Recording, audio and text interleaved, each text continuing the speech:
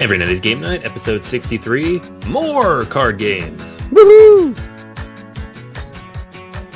Hey guys, welcome back to Every Night It's Game Night. This is episode 63, and this week we are back at you with more card game reviews. Yeah. This is Anthony, once again with Jason. Yo, my peoples, what's up? All right, guys, so we love our card games. Card games love us as solo gamers. So we're going to be talking about 5 card games that have awesome solo modes. We're going to be all talking about how they play, whether they're worth you checking out or not. And card games, guys. It's solo gaming at its finest. Yeah, card games. So we've done a card games episode previously. We'll probably do these every once in a while. Like Anthony was saying, card games are they're kind of germane to the solo world, so we like to kind of clump them together, give them to you all at once. These are all new, released in the last half year, so you might not have seen these. Also, so because the holidays are coming, their card games are always a nice, cheap option in order, to get somebody something that has a lot of gameplay without breaking your bank. Who wants to give a whole pile of minis to somebody? Well, maybe you do, but if you have a couple of people, then the card game is a good option for it. So in terms of the gift thing, so we have this episode, which is some stuff that we think that people might be interested in. The next 2 episodes are going to be about the top 100 solo games people's choice list, which was happening on BGG. Lots of good options there. Finally, I did put a blog up about the best solo and co-op games of 2016 on our website. Between all of that, I really, really hope that you have enough to get your gift options going. So Merry Christmas, everybody. Yeah. And I know this episode's coming at you guys a little bit later than normal because we had some technical difficulties on both ends, impressively. Yeah. But that means you get double content this week. So, bonus? Yeah. That'll be fun. All right, let's dive right in. I know, Jason, you have a game you wanted to talk about first. Yeah. All right. So I'm going to start it off with Super Hot, the card game. If you know Super Hot, the video game, it is a direct port, at least in terms of the IP from that, from the video game. The video game's a first-person shooter, and the gimmick of that game is that it's like any first-person shooter. You go and you shoot a bunch of dudes, but in this game, if you stand still, then the entire world stands still. And that's the enemies, that's the bullets that are flying at you, that's the bottles that are being thrown at you. Everything stands still and you get to kind of react to stuff.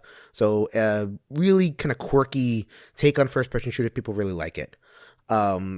There's also a board game or card game pedigree for this game. This game used to be called Agent Decker. So Agent Decker was designed by Manuel Correa and was a runner-up in the 2015 Solitaire Print and Play contest, which, by the way, Deep Space D6 was also runner-up in that. So please check the Solitaire Print and Play contest out. You're going to get a lot of gameplay out of that. So a couple of tweaks to bring it in more in line with the theme, but for the most part, it's kind of the same. So they call Super Hot a deck builder.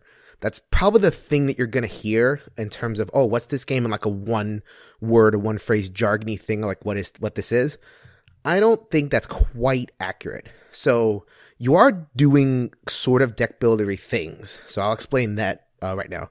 So the game basically plays out along a market, basically a flowing market, so like a river, like Ascension.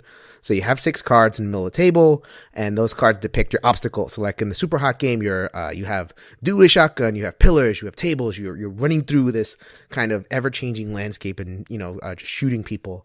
So it's represented by this river of cards. So that's your market, quote unquote, for the deck building. You start with a, dinky little hand of cards, and you're going to basically defeat the cards, quote unquote. So you're going to use the cards to either fight and beat the enemies, or dodge, which are the 2 currencies, so to speak. You're going to dodge around tables, you're going to dodge around pillars. Sometimes you get to even dodge around bullets, which is pretty cool. Bullets are these special cards. They don't do anything. They're basically like, I think estates or like curses in regular Dominion, where they just kind of gunk up your hand. They don't really do anything. So you definitely don't want those in your hand. You want to dodge around them, or you want to use your katana and you want to slice them out in the air. Sorry about the sound effect, but I saw Rado. He did a run through of this game and he just went crazy. Like the fact that he could katana blade a bullet out of the air, which was pretty amazing. So that sounds like every other deck builder, right? You got a market. You're basically buying cards that go into your deck. The difference here is that the cards that you spend actually go back into the obstacles deck. So you're acquiring the cards into your main deck, but the cards that you spend go into the obstacles deck. So That's why it's not quite a deck builder, because in a deck builder, you keep all your cards. Your deck is better. In this game, it's more of a managing 2 decks at the same time. So you might defeat a whole bunch of cards in the front row. You collect them, you put them in your personal deck, and then boom, you gave away all those awesome cards that you got last turn, and they go back into the obstacle deck. So it creates this flow, like your deck managing. You have 2 decks that you're actually kind of flowing back and forth through. Once you get pretty good at the game, you can kind of do that forever. As long as you're, again, like if you're good at it, you could get overwhelmed, you could get shot up by bullets and everything if you're not playing well. But you really, you kind of get into a rhythm of it where you can kind of go, a long time. So the way the game kind of makes it, brings kind of borders around it is with these objective cards. So you play through 3 rounds, and in each round you get to 1 objective, and then in the second round you have to complete 2, and then the third round you have to complete 3 objectives.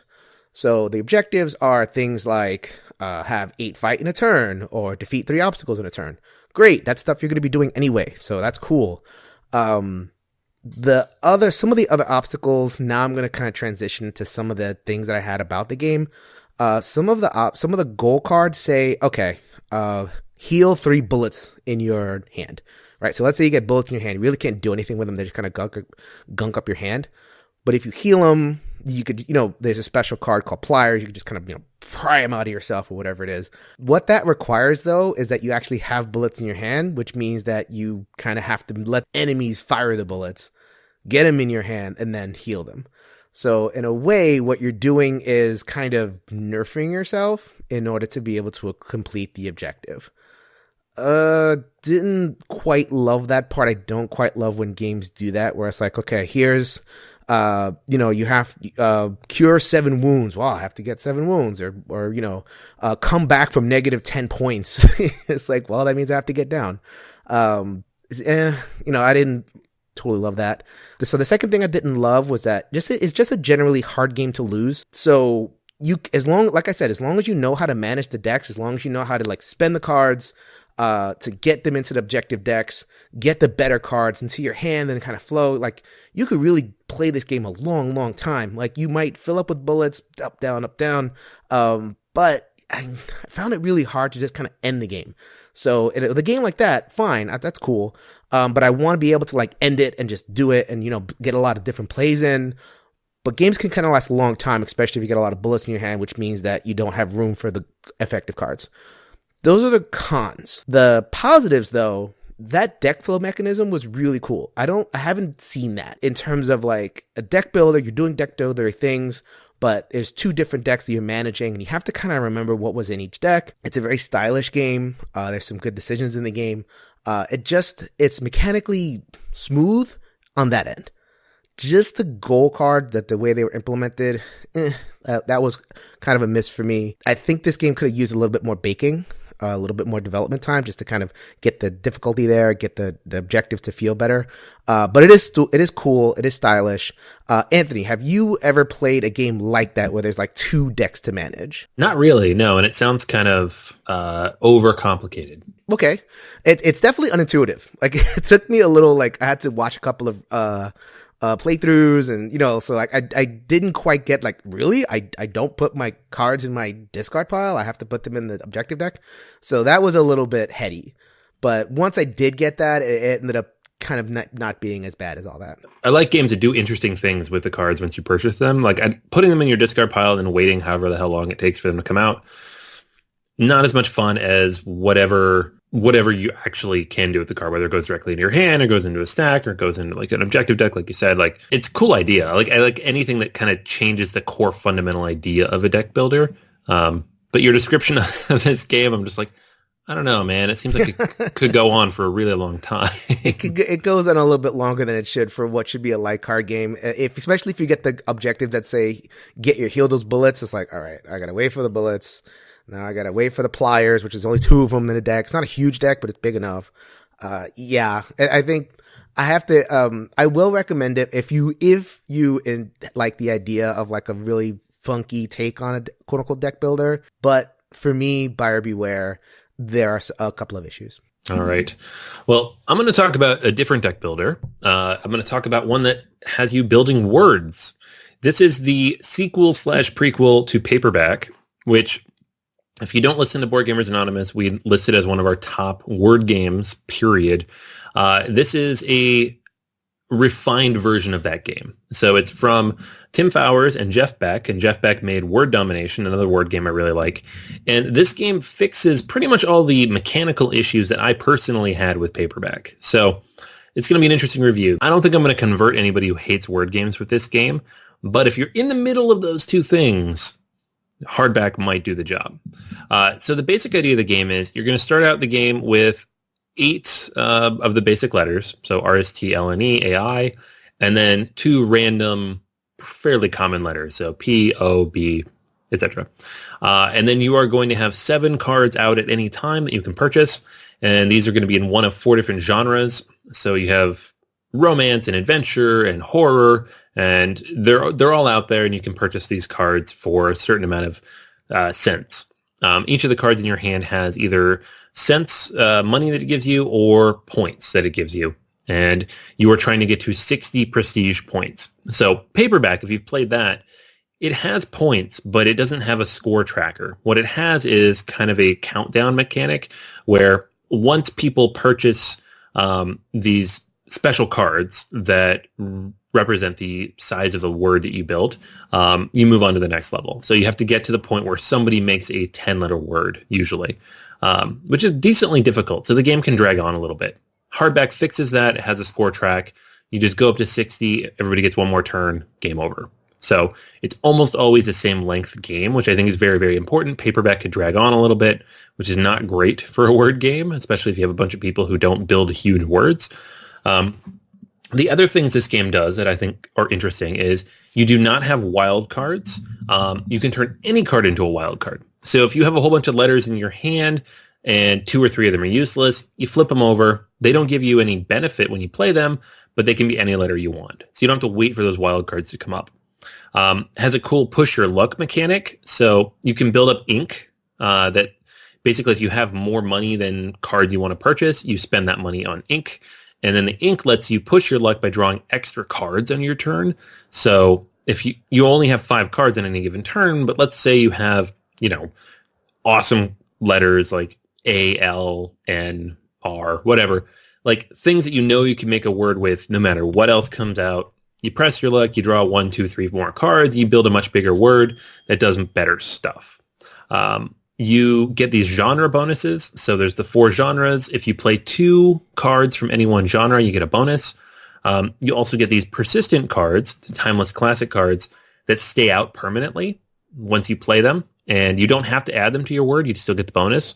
But somebody else, if you're playing multiplayer, can use those letters and get rid of it. In solo play, they cannot. So it's much, much better to pick those up. And the really cool thing I really like about Hardback is the solo game is pretty much the same as the multiplayer game. In Paperback, it had this kind of weird construct to make it all work together. The cubes. The cubes, right? And you have all these different victory point cards out there. And that's kind of how that game worked. You purchase the victory point cards. They clog up your hand. And it's like Dominion, basically. In this game, none of that happens. You never clog up your hand with any junk. But you're going to face off against the Automa opponent, basically. And they're going to score the last card in the line every round. So whatever the cost is. So if you leave a 9 money card sitting there at the end, they're going to score 9 points. But if you can manipulate that row effectively, you're going to have them scoring 2, 3, 4 points, and you can stay caught up, possibly ahead. If you want to make it a little more difficult, you can give them a genre bonus. They're listed in the book, and then they score even more points. So lots of cool stuff. I think this game fixes, like I said, it fixes pretty much every problem I had with Paperback, which I already considered one of my favorite word games.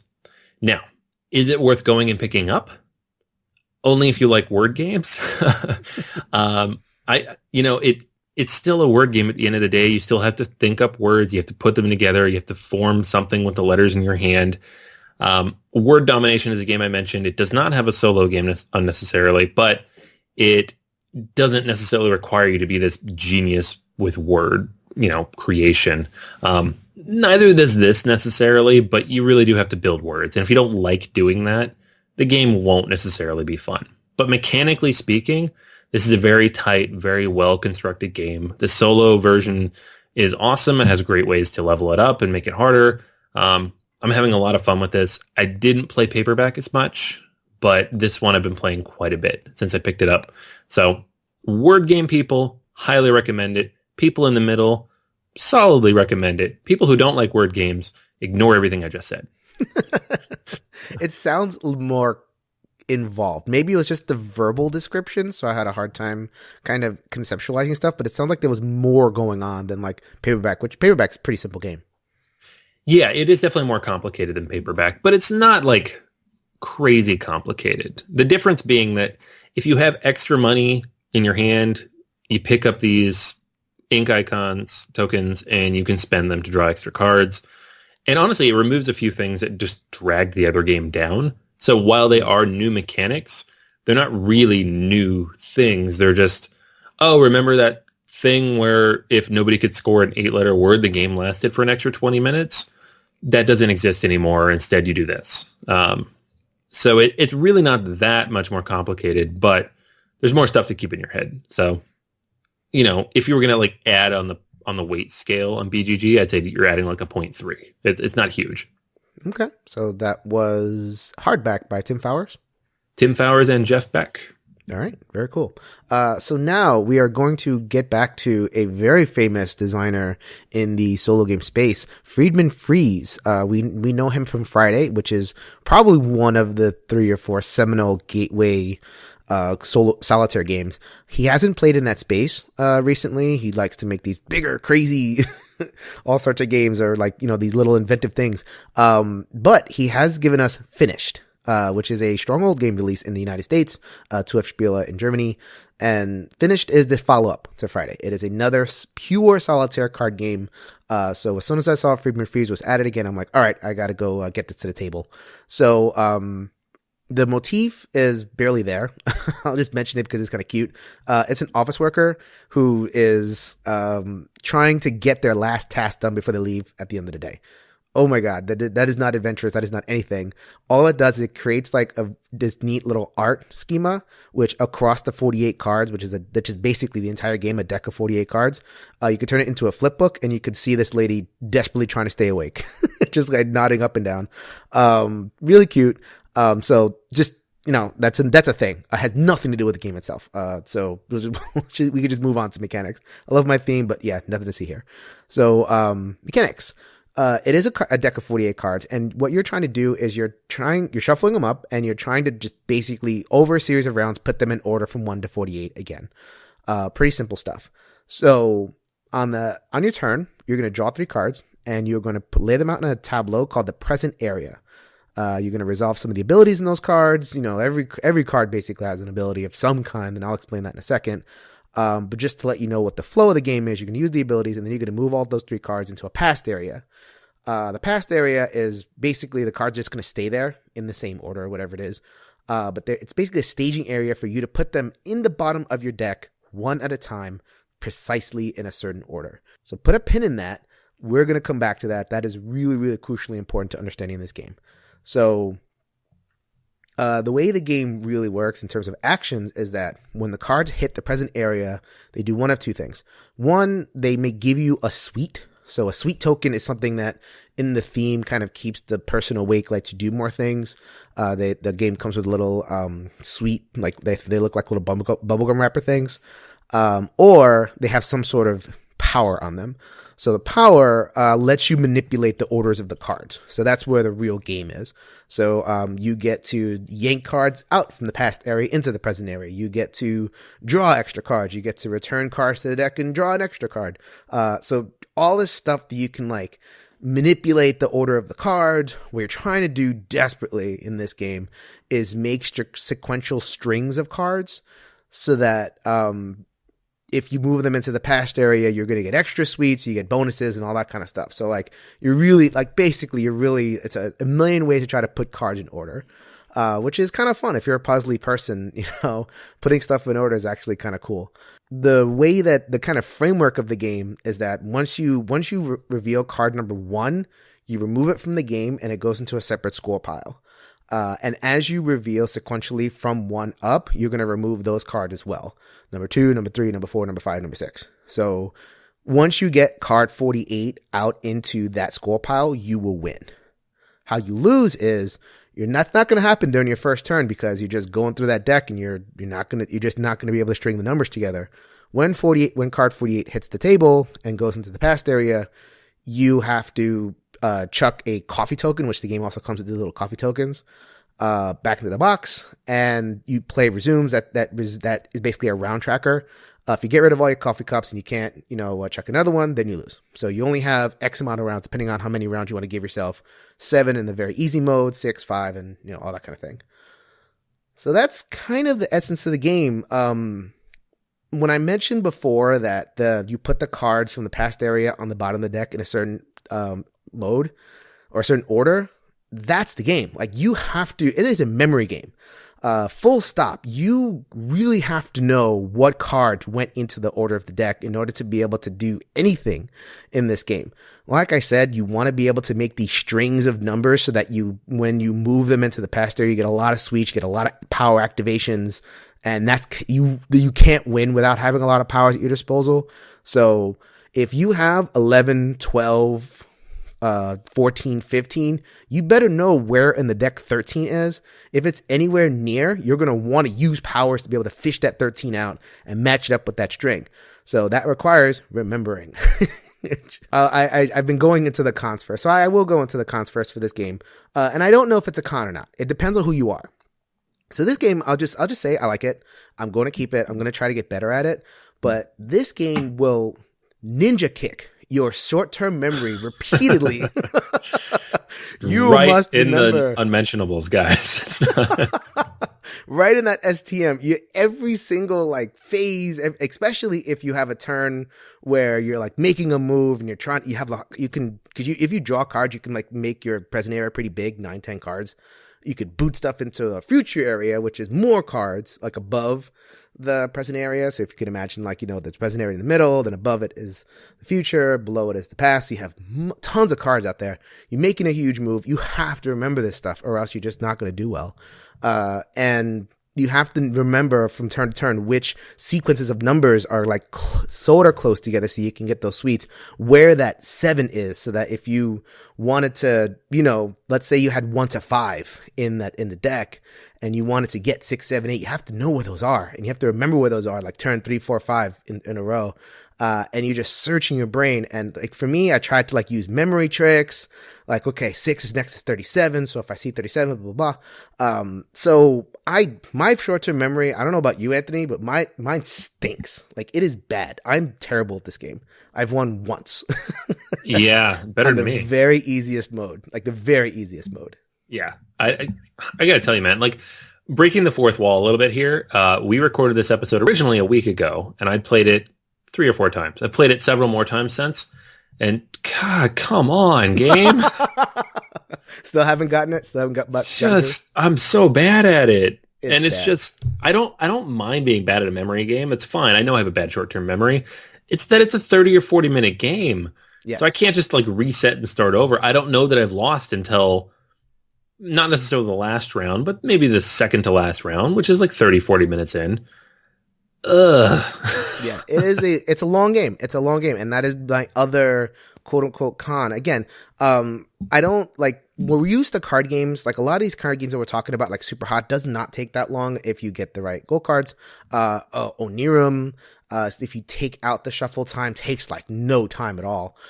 Friday even, I mean, that's a longer game, but you're not going to sit there for 40 minutes. You could get into the 30, 40 minute range if your short-term memory is just, you're just kind of thinking okay, where'd that card go? Where'd that card go? That makes it hard to play multiple times. So you're not going to get very good at this game unless you devote a lot of time to it.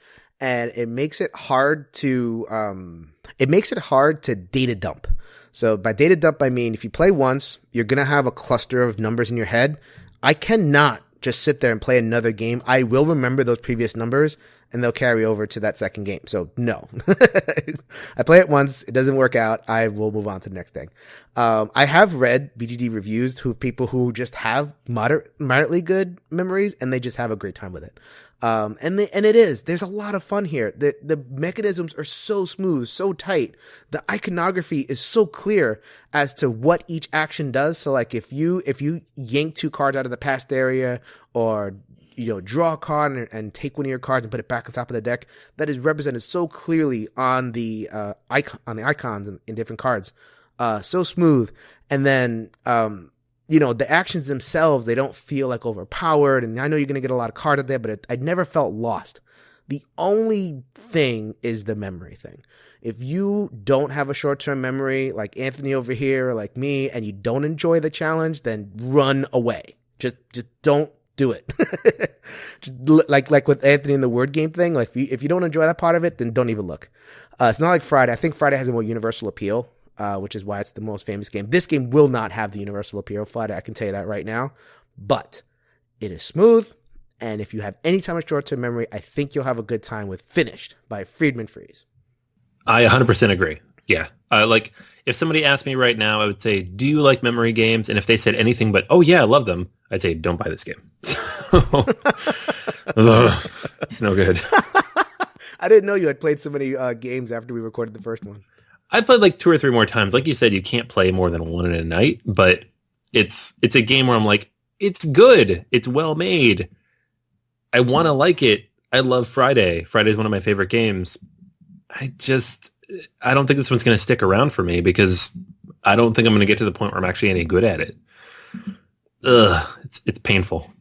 I'm stepping up to the challenge though, and I'm going to stick around and keep it until I actually can get a little bit better at it, but who knows? So that's Friday. I mean, that is not Friday. That is the opposite of Friday. It is Finished. We want it to be Friday. I want it to be Friday. My expectations were too high, guys. All right. So now we're going to talk about 2 games that, so those games, I think there were 3 games that we may have kind of had a couple of issues with them, but they're for certain gamers. These last 2 games, we love. Right, yeah, these are easy recommendations. So I'm going to start with London. This is a game by Martin Wallace. If you don't know anything about Martin Wallace's games, know that they are generally very tight. They frequently have a stock element to them, so there are often negative points towards the end of the game. They are often card-driven and map-driven. But this game has been re-envisioned by Osprey Publishing to be card only, which I think has been a huge benefit to this game. For me, it was a strong play, the original edition, 7-8 years ago. This new version is a buy, and let me tell you why. It is called London, and in this game you are building a tableau of different locations and boroughs and different parts of the city of London in front of you, and so is everybody else.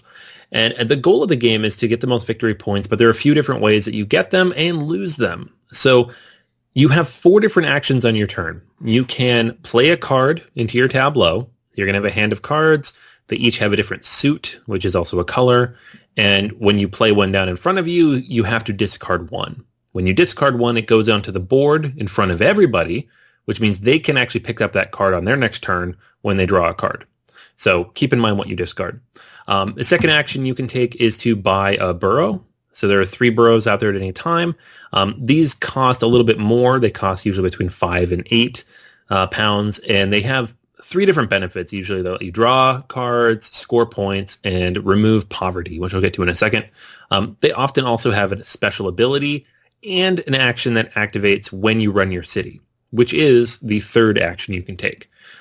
When you run your city, you activate every card that's face up in front of you, and that can be as many as you want it to be. However many cards you've placed in front of you in your tableau, you're going to activate all of them. Now, many of these cards have an icon in the bottom right corner that says flip the card over, so once you've activated it, you can't activate it again the next time.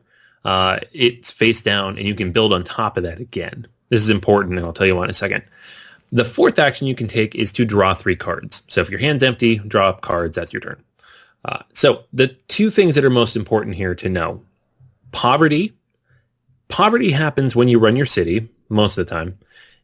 You get 1 poverty for every plot in your city. So if you have 5 cards in front of you, you get 5 poverty plus 1 poverty for every card in your hand. So you have 4 cards left in your hand. That's 9 poverty total. Now, just for reference, 9 poverty at the end of the game is negative 13 points. Not great. So keep that in mind. The other important thing here is your money. It's very limited. So you start the game with a decent amount of money, but it runs out pretty fast. And at any point in time, if you have to spend money, when you activate a card and when you run your city, you have to activate every card. And if one of them has a cost on it, you have to pay the cost. If you don't have that money, you have to take a loan. The loans are for £10 each, and you have to pay 15 to pay them back. If you don't do that, they're worth negative 7 points at the end of the game. Now, don't be too stressed out. Most people get at least 1 loan in this game. You could even win with 2. Once you get past 2, you're probably not in a good place, but it's a Martin Wallace game. You're going to take loans. It's part of the game. The balance here of the game is building a tableau that's not too big, but not too small, because you don't want to activate it too often if it's small, but you don't want it to be too big when you do activate it. And putting cards out there that are going to give you benefits in terms of income early in the game, points, and negative poverty later in the game. So there's a lot of cards that have -1 poverty on them, -2 poverty on them. Those are useful. You get rid of poverty, which saves you points later. And the cool thing about the poverty is if you have the least poverty at the end of the game, you get rid of all of it. And then everybody else gets rid of the same amount. So let's say you have 7 and someone else has 12. Yours all go away. They still have 5. So you want to have the least. It doesn't have to be 0. Just manage it carefully. So the game goes along like this until the deck runs out. There's 3 different decks. There's A cards, B cards, and C cards. Once you're done, you see how many loans people have, pay them back, get the negative points, see how much poverty everybody has, delete the lowest guy, reduce those points, and then go through and check all your cards. All the face-down cards might have points on them as well. Add all those up. That's your final score. The game is relatively quick. It's fairly simple to teach. It has those negative point elements, but they're not so debilitating as to be painful, as in a lot of Martin Wallace games. His Age of Steam series, I like it, but it's tough. It's tough for new gamers. It's tough for people who aren't big, heavy gamers. This one doesn't really have that. It has kind of a negative element, but it's really well balanced to the point where you can do cool stuff, you can build a fun tableau, and you don't feel like you're getting hit over the head constantly. So it's a little more fun. It takes 45 minutes to an hour, which is fantastic for any game like this.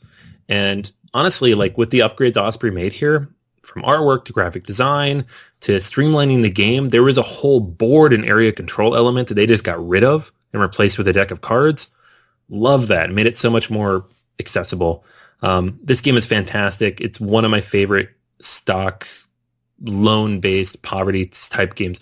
It's one of my top Martin Wallace games to start with, and with the new edition, it's even better. So if you like card-driven games, if you like tableau builders, if you like a little bit of tightness in there with a score, you're not just one player just building up as much points as you can. You have to pay attention to what other people are doing. Definitely check this one out. It's really cool. That's London Martin Wallace. There you go. Anthony and I got a chance to play this at PAX Unplugged. This was the game that we played together. And I was over the moon for this game. It really was. I like card games. I like city building games. San Juan is one of my favorite games. That was one of the kind of gateway games that got me into the hobby back in the day. This game is a clear step up from that in terms of complexity, but also in terms of the feeling of that, the rhythm of building up a city and then you run it and then it just goes back down and you run it again. And it really feels like you're just compounding your stuff, and then the poverty tokens added a little bit of a thing. I lost to Anthony by 1 point. Yeah. 1 point. I ran my city very efficiently. Anthony kind of he went for a little bit of a bigger gusto and had a lot of like poverty and negative points. So he had way more points than me, and then he came back to the pack, and like that was really awesome. The fact that Anthony and I pursued 2 entirely different strategies, and we came within 1 point of each other. So and we both had a lot of fun. I can't recommend this game enough. Yeah, it was really funny because at the end you're like, oh, you destroyed me, because I was up by like 30 points. And then I was like, well, I have 14 poverty left, so that's negative 21. And then I have this loan here, that's negative 7. Boom, boom. 1 point difference. 1 point difference. Like, this is how it works. Like, you can run out ahead, but if you run out ahead, you're almost certainly going to lose a bunch of points. So don't min-max the game either, because you'll sit there, stare at things, try to do the math on the poverty and stuff. It's just a lot of fun. It's, like you said, it's 1 or 2 steps above San Juan. If you like that, if you like the idea of it, it's great. Absolutely. Cool. So I'm going to launch into, this is a game that Anthony has not played, but I definitely do recommend that he play it, that anybody out there who likes adventure card games, crowded field, a lot of different ones out there. Pathfinder adventure card game is still going strong. Warhammer Quest, the adventure card game, actually I think has a better reputation among gamers, but it was discontinued. So like, what am I going to do now? Enter the Aventuria adventure card game. So this is a game, was kickstarted last year. It came out in English this year. This is in the Dark Eye RPG universe, which is a German universe. We had a whole previous series episode with Philip Neitzel of Ulysses Spiele about the Dark Eye, about Aventuria, the adventure card game. I promised that I will give us my own separate thoughts in a review, and here they are. So what does this game do different? It's an adventure card game, so I think that fills in a lot of gaps just automatically. You have your hand of cards, you have a hero, you're going to be facing villains, and the villains, they're modular, so like you might be facing one villain and a bunch of henchmen, or, an arch villain and their goblin horde or whatever it is. A lot of the usual stuff that you do in these adventure card games, but there's a couple of wrinkles that make it stand out. Mechanically, I can think of 2 main things that this game does that's a little bit different. So, in this game, it's a fixed deck, for the most part. If you buy expansions, and there's lots of them, if you want support, this game has support. 3 English expansions and 6 German expansions and more on the way. So, you can pre-construct a deck, like a la Magic, but you go into the game with your fixed deck. It doesn't change. You can either play the cards, and you get your skills, you get your swords, you get your, increased attack, increased dodge, or whatever it is. But there's a pre-phase where you can choose cards to play face down, either 1 or 2. And those cards become like land in Magic, or like they're called endurance, where you tap them and that's how you power your skills. So if you have a sword and it takes 3 endurance to use the sword, you have to have 3 cards there in order to be able to use your sword. So that entails decisions. It's like, okay, I have a handful of this. Do I go for this big attack and save it, or am I never going to use this big 10 endurance attack and I'm just going to play it down as endurance and then just use it to power the rest of my stuff? Really interesting decisions there. I really, really liked how they kind of made you think about the balance of your hand from turn to turn. That was pretty cool. Once you get into the resolution phase, then it becomes a little bit interesting if you're a traditional RPG gamer, because resolutions between heroes and villains happen as an opposed D20 roll. Yes, the D20 is back, baby. So it's pretty simple, actually. So, like, if you swing and you're going to roll your dice, and the European way, which I'm completely unfamiliar with, is to roll lower than a certain number. So I'm used to rolling 20s and screaming, off my head off if I roll a 20 with a crit. In this game, if you roll 1, that's the good thing. So I'll be sad, then I remembered, oh yeah, I'm supposed to roll 1s. So if I roll lower than whatever stat that I'm trying to go for, so let's say my hit is a 14, I'm rolling and I get below a 14 depending on modifiers, I hit, and then there's an opposed dodge roll. And that is also a D20 roll. So, what that did was gave me a real old school, role-playing game feel on the table. And that is completely and utterly purposeful. If you listen to the preview series, with Aventuria, the adventure card game, they really wanted to kind of take it back to that feel. A lot of these adventure card games, they really reinvent the wheel in terms of what they're doing. This game tries hard to kind of bring it back, both in terms of its mechanics and in terms of its theme. So theme is the other reason this game stands out a little bit. This is in the Dark Eye universe, which is what they call a gritty fantasy world. You're not going to encounter dragons around every single corner. You're not going to encounter, Elminster or whoever else just kind of chilling there, smoking his pipe, when you're 3rd level or whatever it is. You're fighting bandits and you're fighting, the local vampire. There is definitely a fantasy element to it, but it's very kind of grounded.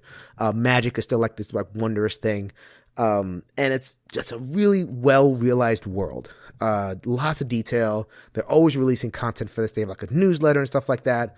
How they bring all that into the card game is as you move through different encounters in the card game, every one of these has like a filler mode where they just kind of give you text to set up the next combat encounter. In this game, you actually have to kind of play. So you do your encounter. Let's say you fight a bunch of goblins at the gate of a manor. You go in the manor, and then they do run you through like a narrative. So like, okay, do you go left or do you go up? Do you barrel through the kitchens or whatever it is, or you try to negotiate your way through this, that, and the third thing? And you have to use your skills. So depending on what you played, depending on what is out, and your resources you have at hand, you have to do that. So like if you have to sneak, if you have to talk, if you have to do this other stuff, you actually have to make checks, and they impact the next encounter. So you can actually gain surprise, say, you get an advantage on the next encounter by what you did in the between stuff, where usually that's filler in basically every one of these other adventure card games. In this game, they really challenge you to engage with the world, right? And I'm a big theme guy. You guys know that. I came from RPGs. I'm always thinking in terms of creativity, theme, story. I really, really appreciate that this game takes that to the next level and brings it into the card game so intentionally. You can skip it. It doesn't make a huge difference if you're the type of that person that just wants to go from the battle to battle to battle. But you're losing out. This really wants to bring the RPG feel into the board game space, and I think this game probably does it better than any of the adventure card games. Now, am I comparing this to the other games, like the big miniatures games with like, campaigns and stuff? That's kind of an apples and oranges thing. But in this space, the adventure card game, I have a hard time thinking of a game that does it better, that has tight mechanisms with a baked-in theme.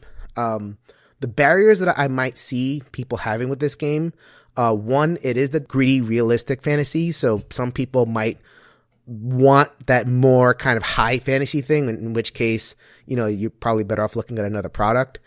Also, the opposed D20 rolls are opposed D20 rolls. I mean, there are people who just don't like how swingy that is, and you can really get into a couple of rolls where it just doesn't work out, or the enemy, like he'll roll on his own chart, whatever it is, and he'll just hammer you, with these really lucky rolls.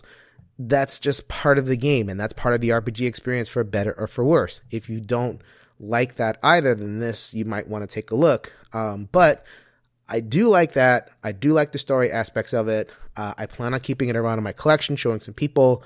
I really do recommend this. Anthony, you're not really adventure card game guy, but you did like Warhammer, right? Yeah, no, I really did a lot, actually. It's one of those funny games where a month before they announced the split with Games Workshop, I actually tracked down the 2 character expansions at Gen Con, stood in that stupid Fantasy Flight line to get them. So I really liked it. And then like literally 3.5 weeks later, they're like, oh, we're done with that. And I'm like, no, I wasted 45 minutes. The fact that they released those tiny little character expansions was your first clue that was like it. I know, it should have been, right? I was like, I got them. And then 3 weeks later, they're like, nobody else is getting these. I'm like, well, at least I got them. I haven't used them. But yeah, no, I do like the adventure card game model. I didn't get into Pathfinder very much. I found it kind of generic, and the gameplay just kind of cycled. It was the same every time. But honestly, what you described with this one sounds really cool. Like, I'm not a huge adventure game guy, especially when it's just roll dice move, roll dice move, roll dice attack, roll dice move. But this one does sound pretty interesting. Yeah, like the hand management it takes things to another level. I don't know that a lot of the other games, even though they have decks, like Pathfinder Adventure card game, you have your deck and it's a life points and you are managing that. But at the end of the day, it comes down to that D12 roll. You're kind of at the mercy of it. In this game, your equipment is there. And it's there every round, and you get to, do it, try until you actually happens. There's ways to mitigate the rolls. So you're not just stuck with there. So like if you really wanted to like min-max and make sure you hit with those big sword attacks, you really can go for that. If you learn your deck and everything, there's a lot of opportunity here to step up the mechanical kind of, interest in here and the theme. As long as you're kind of vibing with the Dark Eye universe, which again, very, very German, very, very Gothic, very localized type theme, so it might not have the universal appeal. So, but if you're into that and you're into the mechanisms, I really kind of recommend this. That is Aventuria Adventure card game from Ulysses Spiele. All right, guys. So that is 5 card games, each of them fairly certainly for a certain type of audience, although those last 2, I think, could be a little more broad appeal. If you like these card games, definitely check them out. From the sounds of what we described, if you have other card games that you feel we've missed or have not yet discussed in the last few months, let us know. Obviously, every few months we do another card game episode, so we will put them on the list and make sure they get in there eventually. And make sure you connect with us in all the different places where you hang out. So we are on Facebook. You can find us in the Solo Board Gaming group. You can find us on the Board Gamers Anonymous page. You can find us on Twitter at ENGN_podcast, as well as on Board Game Geek in the Board Gamers Anonymous Guild. So we're in all those different places. Hit us up. Let us know what you think. If you like the show, if you're listening and you think, man, I wish I could say these guys are awesome, guess what? You can. Hit us up on iTunes. The Apple Podcast app on the iPhone, if you have it, is very, very easy to leave a quick review, and we'd really, really appreciate it as well. But for this week, that's going to go ahead and be everything. And make sure to tune in here in just 3 or 4 days. We're going to have our big episode where we kind of hit up the 2017 top 100 solo games, part 1. So that is coming at you very, very soon. Until next time, go ahead and grab a solo game off the shelf, and let's make every night game night. Later, everybody.